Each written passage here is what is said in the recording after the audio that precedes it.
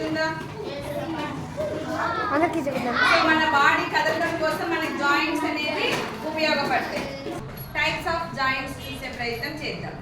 So ఇక్కడ మనకు shoulder bone దగ్గర ఆ సైడ్ ఈ సైడ్ మనకు బాల్ అండ్ సాకెట్ జాయింట్ ఉంటుంది.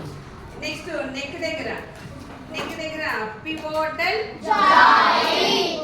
నెక్స్ట్ అలాగే పెల్విక్ బోన్ దగ్గర కూడా మనకు ball and socket joint. Next ఇక్కడ ఎల్బో దగ్గర మోచేయి దగ్గర హింజ్ జాయింట్, నీ దగ్గర హింజ్ జాయింట్. సో అలాగే ఇది ఫిక్స్డ్ జాయింట్.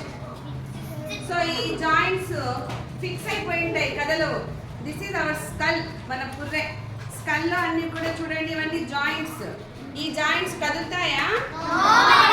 సో వీటిని ఫిక్స్డ్ జాయింట్స్ అని అంటారు.